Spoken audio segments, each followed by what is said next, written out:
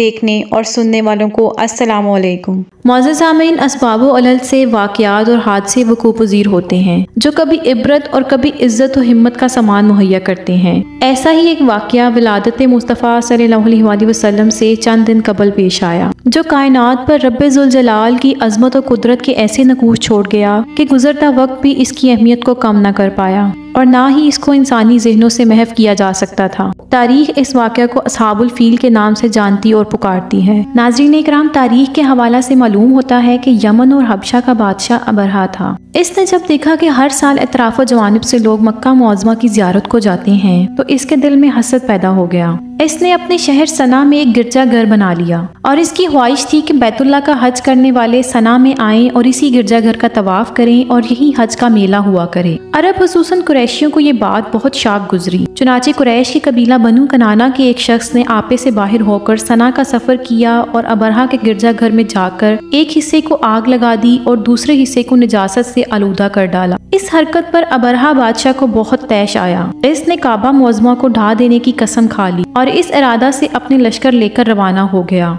इस लश्कर में बहुत से हाथी थे और इसका पेशरू एक बहुत बड़ा पैकर हाथी था जिसका नाम महमूद था। अबरहा ने अपनी फौज लेकर मक्का मुकरमा पर चढ़ाई कर दी और अहले मक्का के सब जानवरों को अपने कब्जे में ले लिया, जिसमें जनाबे हजरत अब्दुल मुत्तलिब रज़ी अल्लाह ताला अन्हु के ऊँट भी थे। यही अब्दुल मुत्तलिब रज़ी अल्लाह ताला अन्हु जो हमारे हुजूर खत्मुन नबीयीन सल्लल्लाहु अलैहि वसल्लम के दादा हैं, खाना काबा के मुतवल्ली और अहले मक्का के सरदार थे। ये बहुत ही रोबदार और निहायत ही पुरशिकवा आदमी थे। ये अबरहा के पास आए। अबरहा ने इनकी बहुत ताज़ीम की और आने का मकसद पूछा तो आप रज़ी अल्लाह ताला अन्हु ने फरमाया कि मेरा मतलब ये है कि तुम मेरे ऊँटों को वापस दे दो मुझे। ये सुनकर अबरहा ने कहा कि मुझे बड़ा ताज्जुब हो रहा है कि मैं तो तुम्हारे काबा को ढाने के लिए फौज लेकर आया हूँ, जो तुम्हारा और तुम्हारे बाप दादा का एक बहुत मुकद्दस और मोहतरम मुकाम है।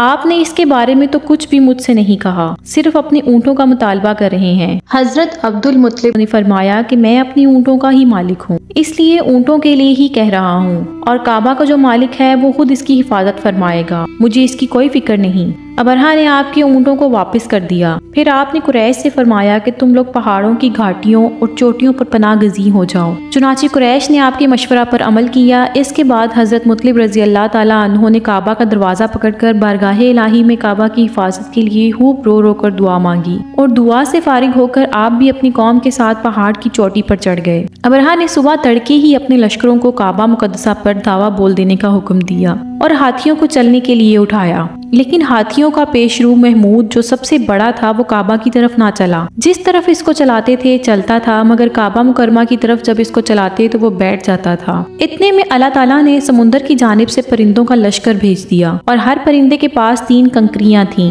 2 पंजों में और 1 चोंच में। अबाबीलों की इस लश्कर ने अबरहा की फौजों पर इस जोर से संगबारी की कि अबरहा की फौज बदहवास होकर भागने लगी। मगर कंकरियां तो छोटी छोटी सी थीं, लेकिन वो कहरे इलाही के पत्थर थे कि परिंदे जब इन कंकरियों को गिराते तो वो संगरेजे फील सवारों के सर को तोड़कर जिस्म को चीरकर हाथी के बदन को छेदते हुए जमीन पर गिरते थे। हर कंकरी पर इस शख्स का नाम लिखा था जो इस कंकरी से हलाक किया गया। इस तरह अबरहा का पूरा लश्कर हलाक व बर्बाद हो गया। ये वाकया जिस साल वक़ूअ पज़ीर हुआ, इस साल को अहले अरब आमुल फील यानी हाथी वाला साल कहने लगे और इस वाकया से कुछ रोज के बाद हजूर सैयद आलम सल्लल्लाहु अलैहि वसल्लम की विलादत हुई। इस वाकया को अल्लाह ताला ने कुरान मजीद में बयान फरमाते हुए एक सूरत नाजिल फरमाई जिसका नाम ही सूरतुल फील है, यानी उसका तर्जमा कुछ यूँ है, ए महबूब, क्या तुमने न देखा कि तुम्हारे रब ने हाथी वालों का क्या हाल कर दिया? क्या इनकी खुफिया तदबीर को तबाही में ना डाल दिया और इन पर परिंदों के लश्करों को भेज दिया कि इन्हें कंकर के पत्थरों से मारें, तो ऐसा कर डाला जैसे खाई हुई खेती की पत्ती।